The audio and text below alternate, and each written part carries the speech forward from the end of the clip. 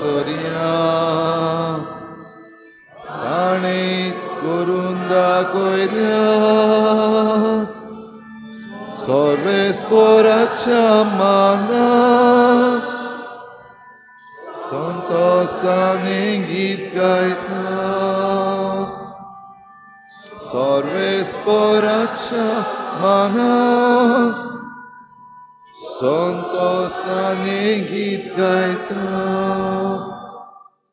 सगळ्यांक तुमकां देव बरो दिसत्यो आनी मागीर मोगाचो येवकार तुमकां सगळ्यांक आयचे मिसाचे भेटीन.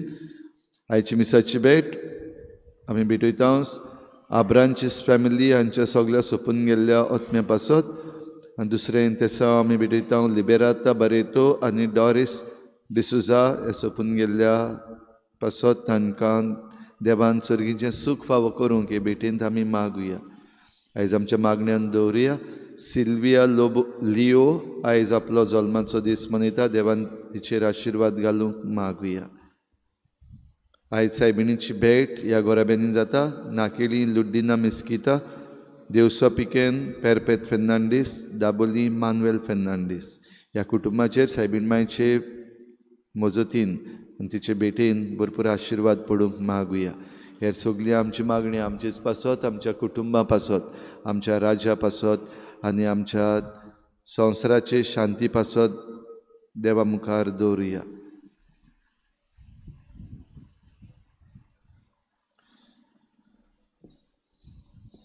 बापाचे आनी पुताचे आनी पवित्र आत्म्याचे नांवी आमच्या सोम्या जेजू क्रिस्ताची कृपा, बापाचो मोग आनी पवित्र आत्म्याचो एकवट तुमचे सवे आसूं.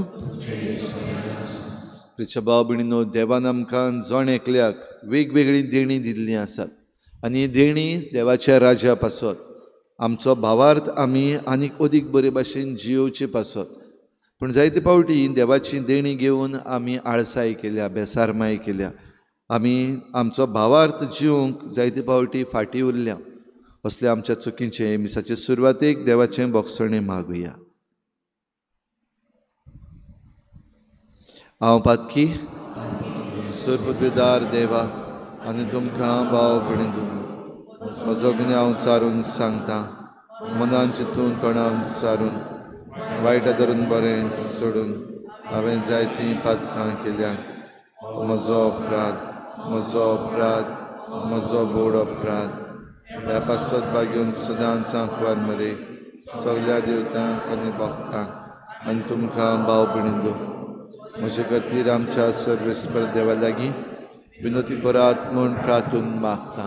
सर पदवीदार देव आमची काकूत करूं, आमची पातकां भोगसून आमकां सासणाच्या जिविताक पावूं.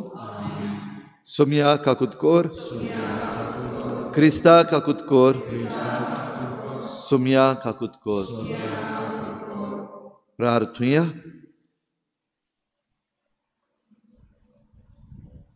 सर्वेस्परा आमच्या देवा, तूं सगळ्या देण्यांचो रचणार आनी धोनी. तुजे असल्या दोनयाची सेवा चाकरी करची म्हणल्यार आमचें पूर्ण आनी शाश्वत सूख देखून तुजे भक्तीन आमकां सदां संतोश मेळसो कर. आमच्या सोम्या तुज्या पुता जेजू क्रिस्ता वरवीं तो खरो देव तुजे सवें पवित्र आत्म्याच्या एकपणान जियेता आनी राजवट चलयता देवा सासणाच्या सासणां.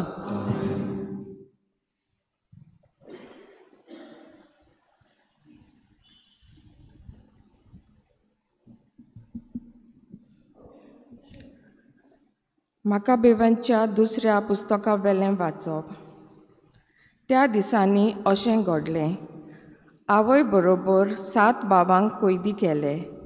समूर्त आदवाडटा तें दुकराचें मांस खावचें म्हूण सोयती आनी जेडवण मारून राजा तांकां बोळ करतालो.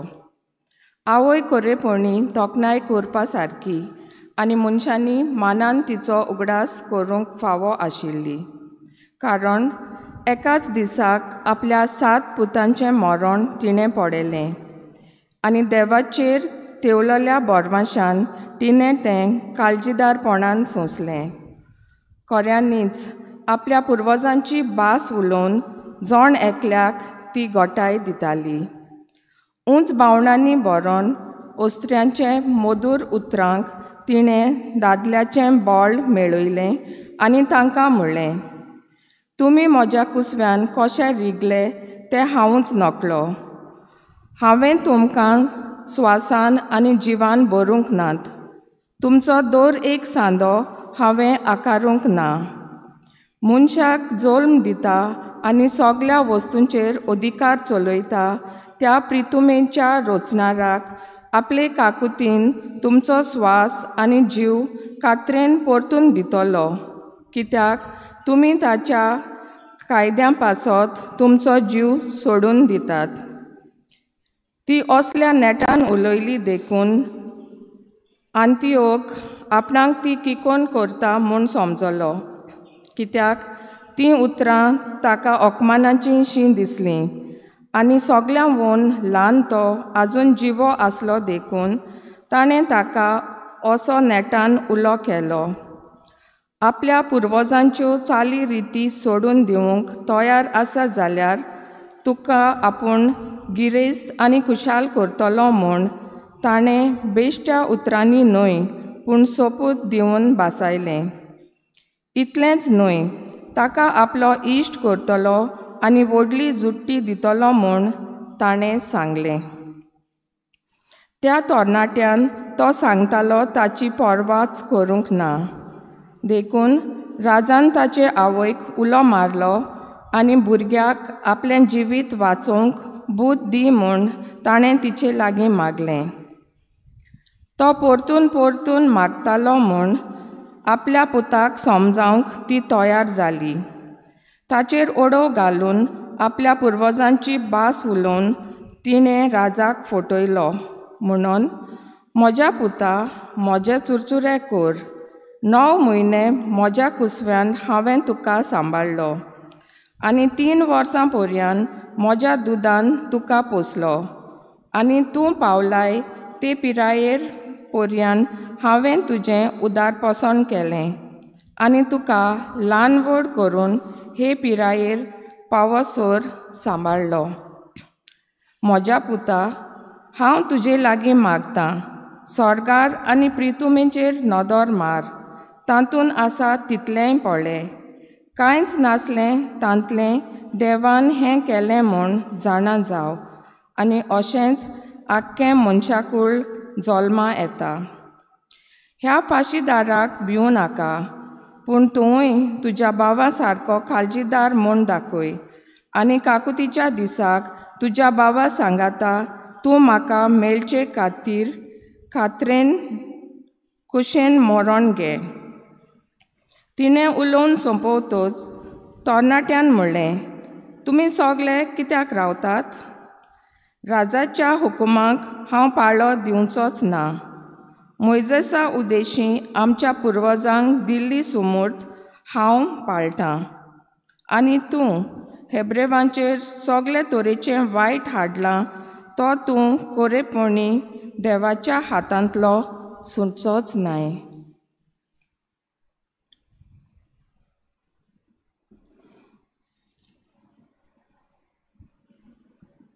देवाचें उतर हें आयकल्ल्या देवाच्या उतराक आमचो जबाब जातलो, तुजें मुखामळ भोगून सर्वेस्परा म्हजें काळीज दादोशी जातलें. सगलीं बरोबर म्हणुया. तुजें मुखामळ भोगून सर्वेस्परा म्हजें काळीज दादोशी जातलें. सर्वेस्परा बऱ्या काळजाची मागणी आयक. म्हजें प्रार्थन आयकून घे. म्हजे विनवणेक कान दी. म्हज्या वोंटांचेर फोट ना, लोबाडी ना.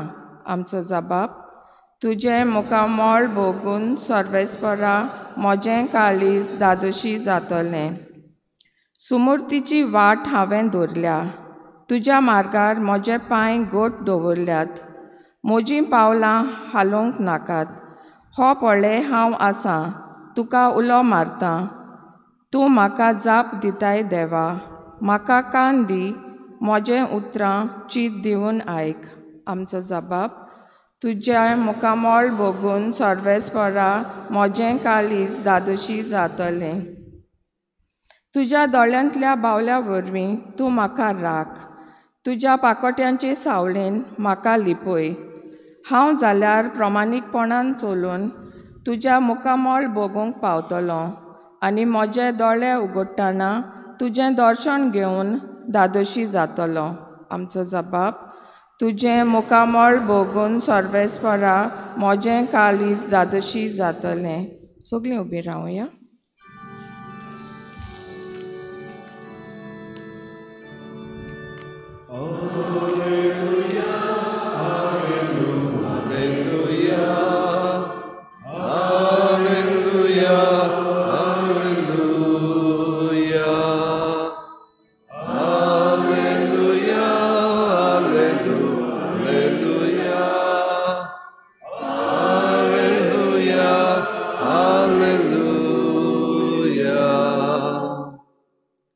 हांवें तुमकां विंचून काडल्यात.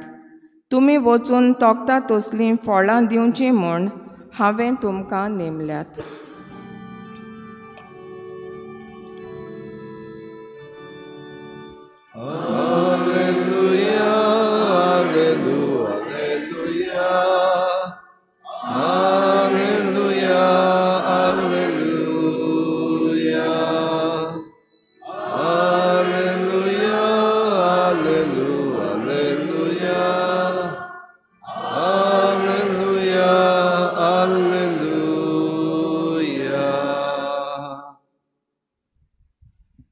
सर्वेस्पोर तुमचे सवे आसूं.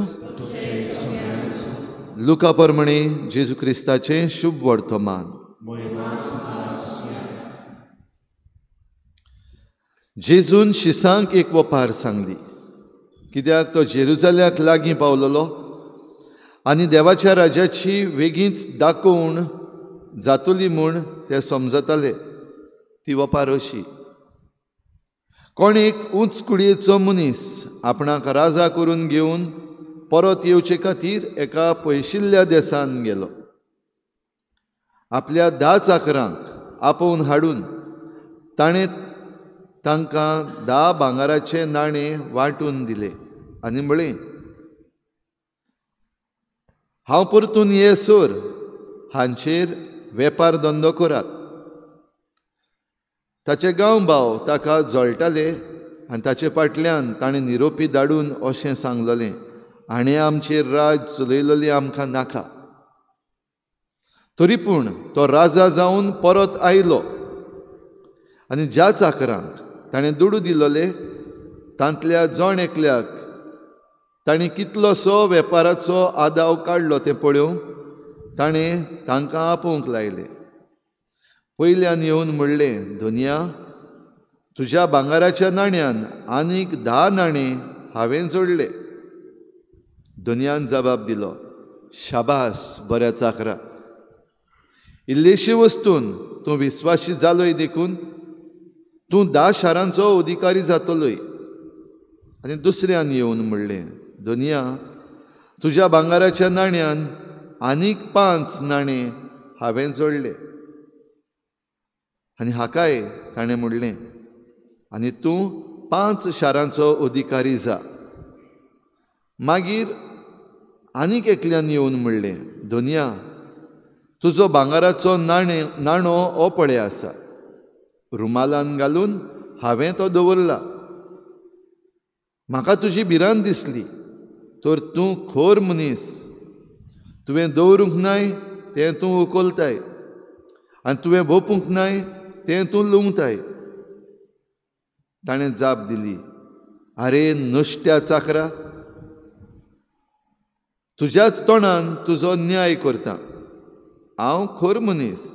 हांवें दवरूंक ना तें हांव उखलतां आनी हांवें भोपूंक ना तें हांव लुंवतां म्हूण तूं तर जाणो आसलोय. तशें जाल्यार म्हजो दुडू तुवें सावकाराच्या हातान कित्याक घालो नाय? परत येवन कोलांतरा सयत तो घेतलो आसलो. आनी थंय आसलेल्यांक ताणें सांगलें, हाचे कडचो तो नाणो काडून घेयात आनी 10 नाणे आसात ताका तो दियात. आनी तांणी म्हणलें, धोनया, ताचे लागीं 10 नाणे आसात मूं.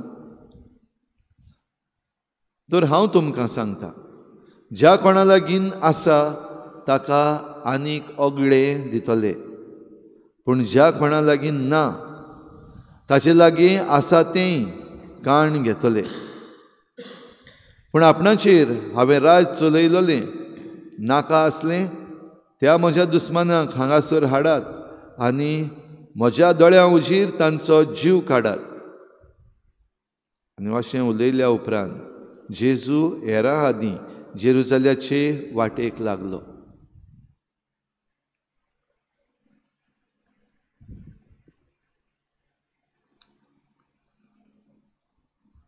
जेजू क्रिस्ताचें शुभ वर्तमान.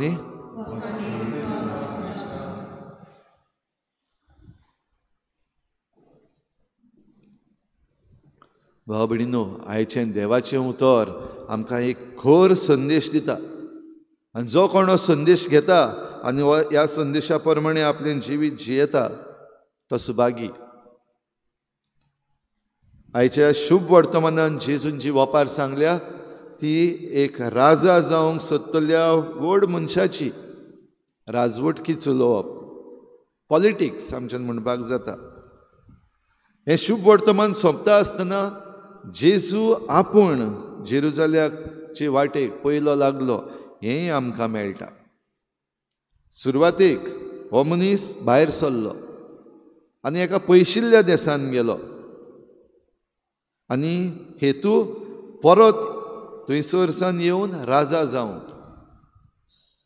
जेजूय भायर सरलो जेरुजाल्याचे वाटेक, आनी जेरुजाल्याचे वाटेक म्हणल्यार मरणाची वाट, कोश्टा मरणाची वाट. जेरुजाल्याक जेजूचें मरण जातलें, परत येवन परतून राजा जावं. भाव भयणीनो, ही वाट चलता आसतना म्हणजे वचप आनी येवप आनी राजा जावप, तातूंत मदें ही तयारी आसा. आनी ती तयारी कोणाक? जांकां ताणें आपोवन आपल्या चाकरांक हे भांगाराचें नाणें दिलें. आनी हे भांगाराचें नाणें दिता आसतना तांकां एक आज्ञा दिली, चलात वचात हाचेर वेपार धंदो करात. आनीक हे जे चाकर आसले तांणी वेगवेगळे भाशेन ताचेर वेपार धंदो केलो. तातूंतले 3 जाण आमचे मुखार दवरल्यात. हे जे भांगाराचे नाणें दिल्ले आनी ही नाण्याची जी वपार आसा ती आमी दुसऱ्या शुभ वर्तमानान दुसरे भाशेन आयकता, जंय ताचें मोल कितलें तें सांगलां. हे भांगाराचे जे नाणें दिल्ले ताका एक मिना म्हणटात. आनी मिना म्हणटात तेन्ना ताका 100 आनीक जे भाशेन आमचे रुपी आहात, 1 रुपयाचे 100 रुपी जातात ते भाशेन. पूण एक दिसाचो वावर करपाचो जो पागार दितात तो 100 पावटी. म्हणटच इतले सगोट दुडू म्हणल्यार 100 दिसांच्या पागाराचो इतलो दुडू तांचे लागीं दिल्लो. जायतो वेपार धंदो करपाक जातालो. आनी एकल्यान कशे भाशेन केलें आनी एकल्यान ताचो निकाळ कसो दिलो तें आमी आयकलां. भाव भयणीनो, हें करता आसतना हाचेर आमी नियाळ करता आसतना आयच्या पयल्या वाचपाचेर आमी नदर मारया. ह्या दिसांनी आमी पयलें वाचप आयकता तें माकाबेवांच्या पुस्तकांतलें. आनीक हें सुमान सुरू जाता आसतना माकाबेवांच्या पयल्या पुस्तकांतलें आमी आयकल्लें जेन्ना हो आंतियोक एपिफान हो राजा गदयेर चडटा, ग्रीक राजा. आनी राजा जेन्ना आंतियोक एपिफान हो राजा जालो तेन्ना ताणें एक नारो गाजयलो. आयजूय आमी आमच्या देशान घडये तो आयकता, 1 नेशन 1 रिलीजन. म्हणल्यार सगल्यांनी आपणाच्यो कितें धर्माच्यो रिती आसात त्यो सोडपाच्यो. राजा सांगता तेच वाटेन चलपाचें, धर्माचे वाटेन. आनी जे कोण तो पाडिनात, बो करून जे जुदेव आसले आपल्यो चाली रिती सोडिनात जाल्यार तांकां मरण फावो जातलें. आनी देखून तांचीं पवित्र पुस्तकां जरी तर कोणा लागीं आसा ती लासूंक जाय आसलीं, पिंजूंक जाय आसलीं. कोणूय जरी तर मेळ्ळो तो सांबाळून दवरलेलो आनी तें पुस्तक वाचता तो ताका मरण. कोणूय जरी तर जी आज्ञा राजान दिल्ली आसा म्हणल्यार तुरतुरी वाचता तेन्ना जें कितें राजान मांडून दवरलेलें आसा ती रीत जरी तर पाडिना जाल्यार ताका मरण. आनी भोव करून जे जुदेव आसले तांणी दाखोवपाक जाय आसलें की आमी ह्यो पुर्वजांच्यो चाली रिती सोडून दिल्यो आमच्या देवाक सोडून दिलो. ह्या पासत हें पुस्तक पिजोवप, पवित्र पुस्तक पिजोवप, आनी दुसरें दुकराचें मांस खावपाक जाय आसलें. कालच्या दिसाक आमी एलियाजार हाची खबर आयकल्ली. जाणें दुकराचें मांस खावपाचें धोंग करपाक जे अधिकारी आसले तांणी एक एडवायस दिल्लो, म्हणल्यार तुजो जीव वाचतलो, तूं दुकराचें मांस खायनाका, पूण खायल्ल्या भाशेन कर, बेश्टें एक धोंग घे. आनी एलियाजारान म्हणलें, हांव तरणाट्यांक जरी तर हे भाशेन करून वायट देख दीत जाल्यार हांव मरता तेन्ना देवा मुखार हांवें झट्टी दिवची पडटली. आनी देखून एलियाजारान तें दुकराचें मांस खावपाचें धोंग करूंक ना आनी दुकराचें मांसूय खावूंक ना आनी ताचो जीव काडलो. आयज आमी खबर आयकल्या ह्या तरणाट्यांची, 7 जाण तरणाटे, आनी 7 जाण तरणाट्यां बरोबर तांची आवय आसा. तांकांय तेंच सांगलेलें, इल्लोसो कॉम्प्रोमायज चड करपाक नाका, चल तें दुकराचें मांस खा आनी तुमचो जीव वाचतलो. आनी आवय मुखार आनी ह्या भावा मुखार एक भावाक मारून उडयलो, तांचो जीव काडलो. आवयचेंय कौतूक आयच्या पयल्या वाचपान. जी आवय आपल्या 7 पुतांक आपणाच्या मुखार मारतात ते पळयता आनी तरी आसतना तांकां आपलो संदेश दिता, भियेनाकात, कित्याक तुमकां म्हज्या कुसव्यान जल्म दिला तो हांवें तुमकां आकारून हाडूंक ना, पूण देवान तुमकां आकारून हाडल्यात, जाचेर आमी विस्वास दवरता आनी जाचे पासत ह्या देवाचेर आमचो विस्वास आसा, देखून आयज आमकां हांगासर हाडल्यान. देखून काळजीदार जायात. आनी हे 6 पूत काळजीदार जाले, ते मेले. निमणो उरलेलो ताका आनीक एक, निमणो म्हणल्यार मोगाचो, आपुरबायेचो. आनीक ओराजा आवयच्या ह्या इमोशना लागीं खेळटा आनी म्हणटा, पळय हो निमाणो उरला, ताका बूद दी ताचो जीव वाटोवपाक, आनी जीव जरी तर ताचो वाचलो जाल्यार तो म्हजो इश्ट जातलो, ताका हांव जायत्या देण्यांनी भरतलो, हें सगळें बरेंपण ताका फावो जातलें. आनी असल्या वेळारूय ही आवय आपल्या पुताक होच संदेश दिता, तुज्या भावा भाशेन काळजीदार जाव. आनी तो काळजीदार जालो, ताचोय जीव काडलो. भावार्था पासत जो भावार्थ आयचे वपारीक आमी जरी तर लायत जाल्यार हें भावार्थाचें देणें जें तांच्या हातान देवान दिल्लें तें तांणी सांबाळलें. तें सांबाळचे पासत आपलो जीव दिवपाक फाटीं सरूंक ना. भाव भयणीनो, आमकांय भावार्थाचें देणें दिल्लें आसा आनी आमकां समाजीक कार्यय दिल्लें आसा. आयज आमी ह्या समाजान जंय जियेता, ह्या संवसारान जियेता तेन्ना असल्यो वस्तू ज्यो आयच्या पयल्या वाचपांनी आमकां ह्या दिसांनी आयकूंक मेळटात, त्यो आमचेय भोंवतणी जाता त्यो आमकां दिसता की ना. जंय जाय तो कॉम्प्रोमायज करपाक जाता. कॉम्प्रोमायज करीत जाल्यार तूं बरो आसतलो, तुका जॉब मेळटलो, तुका वावर मेळटलो, जे कोण पदवेन आसात ताचो तूं इश्ट जातलो. जरी तर तुवें कितें वायट केल्लें आसा जाल्यार तें पुसून वेतलें. वॉशिंग मॅशिनान आमी उजार केल्लें आयकलां जायत्या जाणांनी. वॉशिंग मॅशीन, उमके जे राजा आसात आनी आपणा वाटेन कोणाकूय हाडूंक सोदतात जाल्यार जांकां पयलीं ते चोर म्हणटात, जांचेर आरोप घालताले, तांकांच ते घेवन तांणी आपणाच्या वाटेन तांकां केले. कॉम्प्रोमायज. आनी कॉम्प्रोमायज केल्ल्यांक आमी जायतीं जाणां म्हणटा हे घातकी, तांकां आनी परतून हाडप ना, आमी अशें म्हणटा. भाव भयणीनो, हें सगळें नियाळटा आसतना आमकां जण एकल्याक हो संदेश. आमचें कितें धोंगेपणां करता आमी दाखोवपाक बेश्टें, आमकां करपाक नाका. जायत्यो वस्तू आसात आमच्या धर्माच्या शिकवणेचेर आड वेतात, त्यो आमकां करपाक नाका. पूण त्यो जरी तर करिना जाल्यार आमचें घर मोडटलें, त्यो जरी तर करिना आमचो जॉब वेतलो, वा आमकां ट्रान्सफर उमक्या जाग्यार पयस पडटलो. आनी ह्या पासत इल्लोसो कॉम्प्रोमायज बेश्टो दाखोवपाक कोत्ता, खरेपणी कोन्ना, भितरल्यान सावन दूख भोगता, करपाक नाका. पूण कॉम्प्रोमायज, भाव भयणीनो, जी कोण आमी असले कॉम्प्रोमायज करतात, आयचो हो संदेश आमकां खर संदेश जावं दी. धोंगेपणां करतात ती देवा मुखार उपकारो ना. आनी ह्या पासत खात्रेन उबें रावूंक ही आवयनूय आपल्या पुतांक सांगलें, खात्री जी तुमकां दिल्ली आसा देवाच्या देण्याची, ती खात्री घेयात. आयज आमकांय जण एकल्याक हो संदेश, खात्री आमच्या भावार्थाची, आमच्या क्रिस्ती भावार्थाची.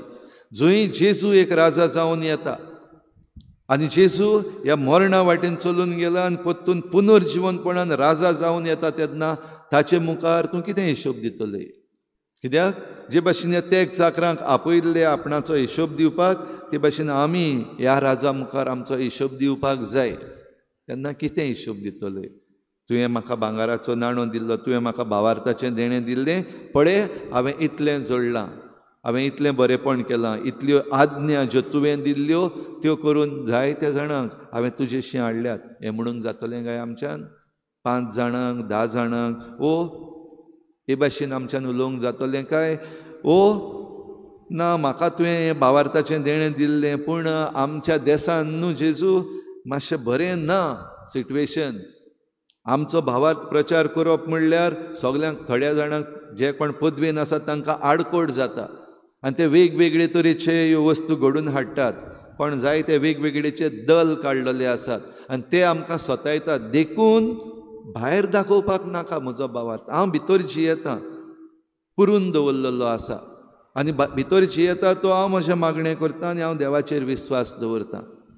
भाव भयणीनो, आयच्या काळान हें उपकारचें ना. भावार्थ जिवंक आमी काळजीदार जावपाची गरज आसा. तर आयज ही कृपा आमकां जण एकल्याक मागुया.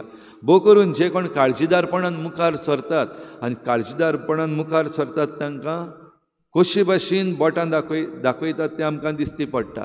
तशेंच आतां फाटल्या वर्ल्ड कपान जालें, जेमिमा रॉड्रिगीस हाणें जिखल्या उपरांत जेजूचें नांव घेतलें आनी पवित्र पुस्तकांतलीं उतरां सांगलीं म्हूण जायते ट्रोल्स ताचे फाटीक लागले. पूण काळजीदारपणान हें तरणाटें उठलें आनी काळजीदारपणान आपल्या देशा पासत आपलें दान दिलें. आपले जे टॅलंट आसले ते देशा पासत दिले. जायत्या जाणांनी ताचे बराबर उठून ताणें जें कितें केलें तें मानून घेतलें, ताका शाबासकी दिली. जे गडे क्रिस्तांव न्हू, दुसऱ्या धर्माचे, पूण जायत्या जाणांनी ताचें काळजीदारपण मानून घेतलें. तर आयच्या दिसाक आमकांय जण एकल्याक, भोव करून आमच्या आवय बापायक, आमचीं भुरगीं जर तर कितें करूंक सोदतात, तरणाटीं जर तर कितें करपाक सोदतात आमच्या गांवचे पासत, देशा पासत, भावार्था पासत, जाल्यार आवय बापायक पयलीं भिरांत दिसता. तें तुमकां नाका? तितून पडना काय मातशें?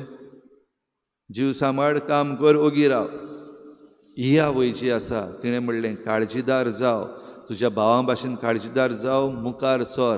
म्हज्या कुसव्यान तूं कशे भाशेन जल्मला हांव नको, पूण ज्या देवान तुका आकारून हाडला त्या देवाचें दान आसा तें घेवन मुखार वच. असलेंच करूंक आमचे घोराबे जावंक, आमच्यो आवय, आमचे बापूय जावंक आनी आमचीं तरणाटीं आनी आमचीं भुरगीं जावंक हे भेटेंत आमी मागुया.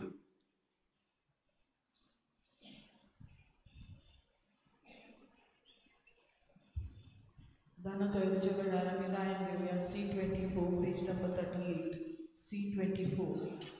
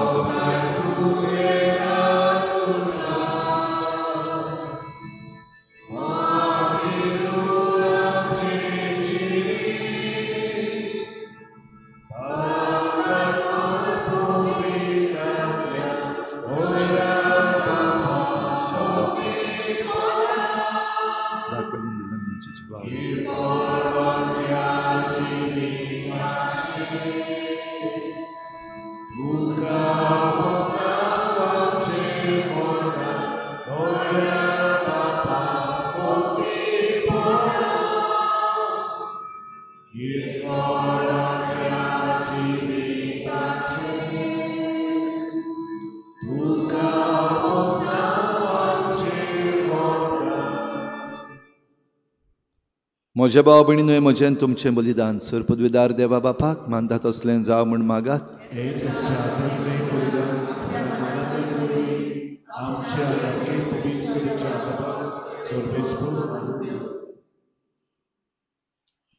मोगाळ बापा, तुका आमी भेटयता त्या देण्या वरवीं तुजी खरी भक्ती आमच्या काळजांनी वाडोवं आनी सासणाच्या सुखाक आमी पावूं. आमी मागता आमच्या सोम्या जेजूचे नांवी. सर्वेस्पर तुमचे सवे आसूं आमची काळजां उबारुया सर्वेस्पराक आमच्या देवाक दिन वाचुया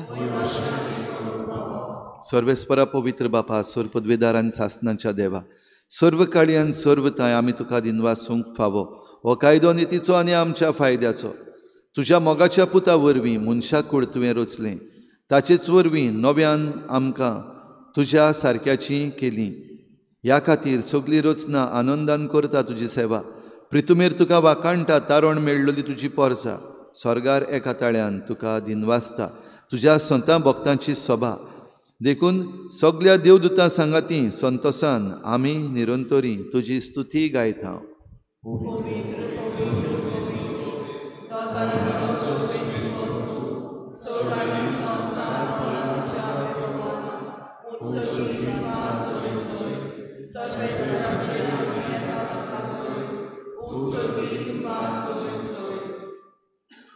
बापा खरोच तूं पवित्र तूं सगळ्या पवित्रपणांची झर तुज्या पवित्र आत्म्यांक धाडून ही देणी पवित्र कर म्हूण आमी मागता जावं ती आमकां आमच्या सोम्या जेजू क्रिस्ताची कूड आनी रगत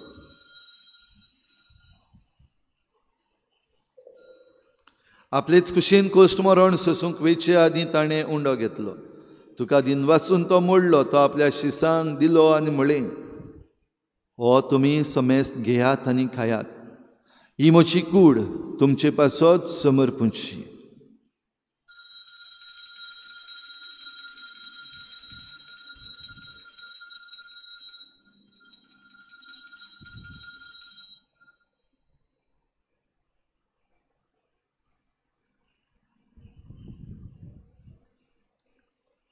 तेच परी जेवण जातच ताणें काल्स घेतली तुका नव्यान दिन वाचलो ती आपल्या शिसांक दिली आनी म्हळें तुमी समेस्त घेयात आनी हातलें पियेयात ही म्हज्या रोगताची काल्स नव्या आनी सासणीक कराराचें हें रगत पातकांचें बोगसणें मेळच्याक तुमचे पासत आनी समेस्त मनशां पासत तें वारवतलें हें म्हज्या उगडासाक करात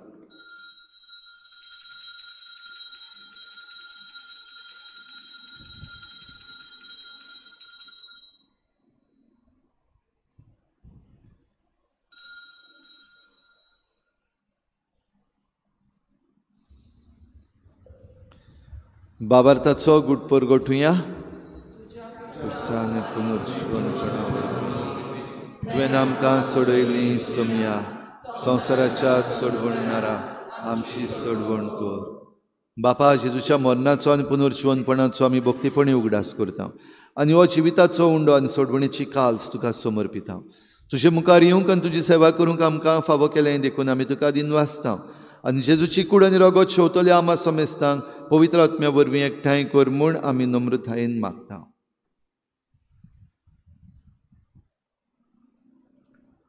सर्वेस्परा के प्रितमेचे विस्तार लेप जे पयस बेचो उगडास कर आनी लेव आमचे भाग्यवंत बापा फिलिपनार आमचे गवळी बापा सिमिया आमच्या दारी गवळी बापा सगळे यादनिकी वर्गा बरोबर तिका प्रीत मोगान वाडय पुनर्जीवनपणाचो बरवास धरून मेल्या ते आमचे भाव भयणीची काकूत कर ताका दिसता ते मेल्ल्या समेस्ताक पडजोडीत मुखामळपणे फाव कर आमा समेस्ताची दया करून मागता आकवा मरे देयाची माई संगाती भाग्यवन झुजायचो पोती भाग्यवन दोत्ता भाग्यवन जेवास सोरी काडी तुका मांदोल्या ते सगळे भक्त बरोबर सासना सुखांत आमकां वांटो दी थंय संगाताची महिमा गावंक आमकां फाव कर जेजू क्रिस्ताचे पुता वरवीं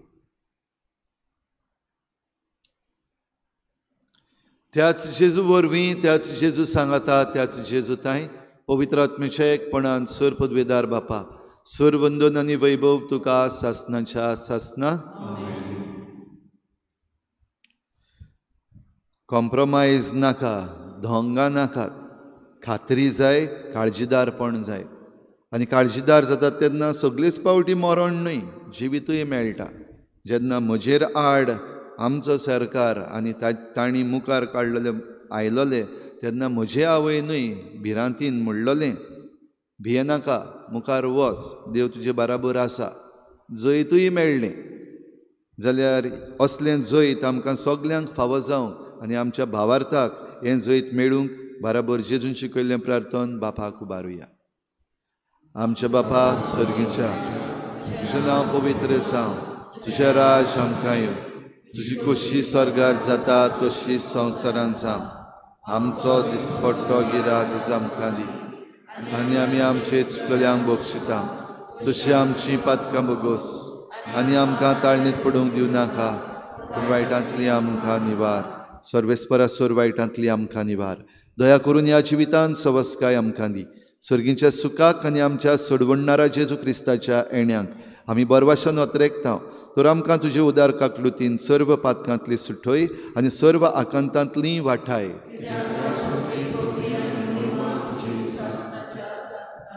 सोमिया जेजू क्रिस्ता तुवें तुज्या धर्मदूतांक म्हळें, तुमकां शांती दवरता, म्हजी शांती तुमकां दिता. आमच्या पातकांचेर न्हय पूण तुजे पवित्र सभेच्या भावार्थाचेर दिश्ट घाल आनी तुजे खुशी परमणी तिका शांती दी आनी तूंच तिका एकवटान सांबाळ.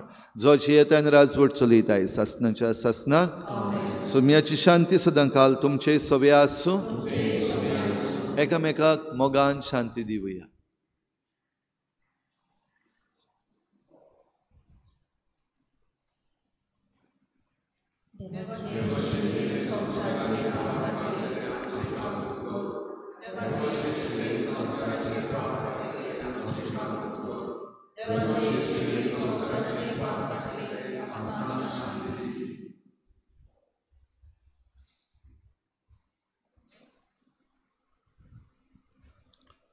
ही देवाची शिडी संवसाराचें पाप काडटा ती.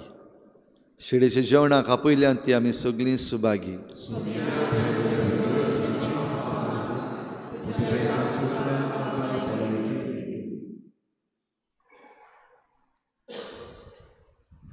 जेजू कपच्या काळजांनी घेताना आमी गायन घेवया.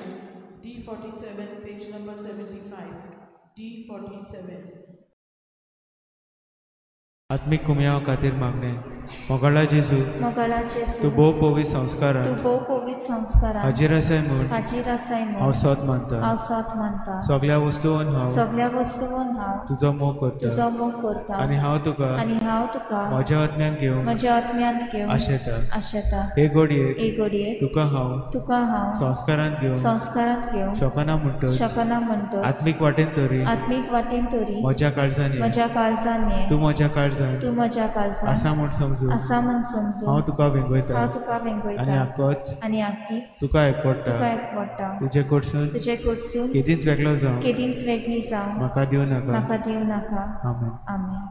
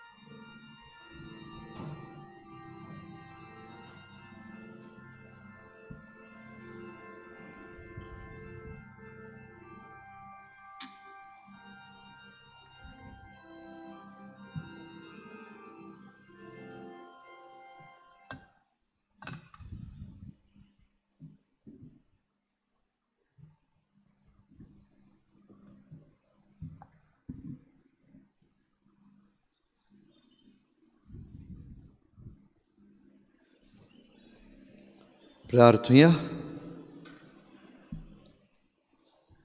प्रितीच्या बापा, ह्या संस्कारांत आमी जेजूचें मांस रगत घेतलां.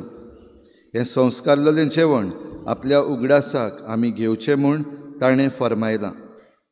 ह्या पसणा वरवीं आमच्या काळजांनी प्रिती मोग वाडोय म्हूण खालतीपणी तुजे लागीं मागता. क्रिस्ता आमच्या सोमया वरवीं. सर्वेस्पोर तुमचे सवे आसूं. सर पदवेदार देव, बाप आनी पूत आनी पवित्र आत्मा तुमचेर आशिर्वाद घालूं. वचून यात. जेजूचे शांतीन आनी मोगान तुमकां धाडटा. आयज सांजेर 6:30 वाजता भोव पवित्र संस्काराची भोजवण जातली. नवेनाची मागणी. शाश्वत आदाराचे माये, पळय म्हाका एका निर्भाग्या पातक्या तुज्या पांयां लागीं. हांव प्रार्थना तुका आनी तुजेर दवरता सगलो म्हजो विस्वास. एक आकृतीचे माये, चुरचुरे कोर म्हजे. हांव आयकतां सगल्यांनी तुका पाचारलेली आसऱ्या आनी बरवंशा पातक्यांच्या. जा तर म्हजो आसरो आनी म्हजो बरवंसो. पाव म्हाका मोगा पासत जेजू क्रिस्ताच्या. उगड तुजे हात म्हाका एका दुर्बळ पातक्या जो येता आनी आपल्याकूच भेटयता तुका तुजो सासणाचो चाकर कसो. हांव आशिर्वाद आनी आर्गां देवाक दितां. दिलो देखून म्हाका ताचे काकलुतीन अविस्वास तुजे ताय. खात्री जशें हांव स्वत मानतां म्हज्या सासणाच्या साल्वासावांची. कोटा जायते पावटी आदीं निर्भागी जावन पडलो, कित्याक हांवें तुका उलो केलो ना. हांव जाणां तुजे मजतीन हांव जैत व्हरतलों. हांव जाणां तूं म्हाका मजत दितली म्हूण. जर हांवें म्हजी भेट तुका केल्यार तुजेर पातयेवन, पूण भियेतां पातकाचे ताळणेन तुजो आदार मागोना जायत म्हूण आनी इबाडीत म्हूण म्हजो आत्मो. हो तर वर्तता उपकार जो मागता तुजे थंय.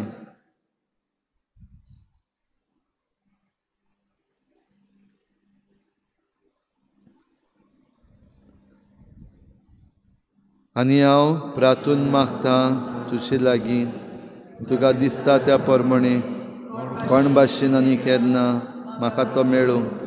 अदीक करून हेमखंडाच्या चोपक्याच्या वेळार सदांच तुका उलो मारूंक आनी म्हणूंक तुका, हे माये आदार म्हाका दी. शाश्वत आदाराचे माये, निर्मी नाका हांवें सांडूंक म्हज्या देवाक. आमेन. शाश्वत आदाराचे माये, नमान मरे कृपेन बोलले सर्वेस्पोर चितायेंसा उष्ट्रामध्ये तू सुदैव आनी सुदैवचो पूज जेसू. भाग्यून मरे देवाचे माये, आम्हा पापयां खातीर विनंती कर, आतां आनी आमच्या मरणाच्या वेळार. आमेन. शाश्वत आदाराचे माये, नमान मरे कृपेन बोलले सर्वेस्पोर चितायेंसा उष्ट्रामध्ये तू सुदैव आनी सुदैवचो पूज जेसू. भाग्यून मरे देवाचे माये, आम्हा पापयां खातीर विनंती कर, आतां आनी आमच्या मरणाच्या वेळार. आमेन. शाश्वत आदाराचे माये, विनंती. नमान मरे कृपेन बोलले सर्वेस्पोर चितायेंसा उष्ट्रामध्ये तू सुदैव आनी सुदैवचो पूज जेसू. भाग्यून मरे देवाचे माये, आम्हा पापयां खातीर विनंती कर, आतां आनी आमच्या मरणाच्या वेळार. आमेन. भाग्यून ती मारी आदार दी अदृश्टांक सांपाडलेल्यांक. मजत कर ओस्कोत काळजाच्या. माग करची पासत जा शरातीन देवाच्या म्हणयाऱ्यांशी. विनोद कर सगल्या देवांक भेटयलेल्या उस्तऱ्यां पासत. फावो कर तुजो आदार सगल्यांक जे मागतात तुजो सासणांचो आलाशिरो. तुका केल्या आमचो आसरो हे सायबिणी. प्रार्थुया. ए सोमया जेजू क्रिस्ता, तुवें आमकां दिल्ली माय मारयेक आमची माय करून सदांच तयार आमकां आदार दिवंक. जिच्या अजापाच्या उपकारांक आमी मान दिता आनी मागता तुजे लागीं आमकां फावो जावन तिच्या मायपणाचो आलाशिरो भोगूंक पावूंक सदांकाल फोड तुजे सोडवणेचो. तूं जो जियेताय आनी राजवट चलयताय सासणाच्या सासणाक. सगल्या पिडेवंतां पासत मागुया. आमचो आदार सोमयाच्या नांवार आसा.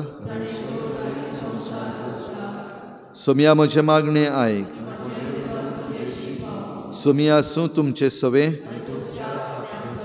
प्रार्थना हांव तुका सोमया देवा, ह्या तुज्या चाकरांक फावो कर सदांच बगूंक कुडीची भलायकी आनी मनाची शांती आनी अनंतवंत आदारान बागेवन सदांच आंकवार मरयेच्या ती निवारूंक ह्या काळाचे खोतींतली आनी बगूंक पावूंक सासणाचें दादूसपण क्रिस्ता आमच्या सोमया वरवीं. सोमी जेजू क्रिस्त तुमचे मदें आसूं, तुमकां राखूंक, तुमचे विशीं तुमकां बाळगूंक, तुमचे मुखार तुमकां वाट दाखोवंक, तुमचे फाटल्यान तुमची जतन करूंक, तुमचे वयर तुमचेर आशिर्वाद घालूंक, जो बापा आनी पवित्र आत्म्या सांगाती जियेता आनी राजवट चलयता सासणाच्या सासणाक शाश्वत आदाराचे मायेच्या मागण्या वरवीं सरपदवेदार देवाचें बेसांव बापाचें पुताचें आनी पवित्र आत्म्याचें तुमचे वयर देवूं आनी सदांकाल तोगूं.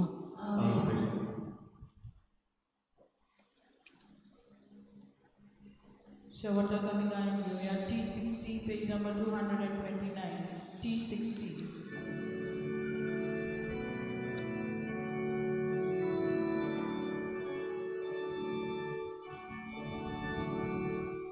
Babat tui babat akka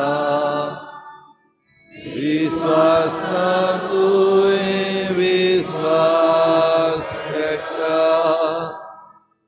shele kalis mogan zolta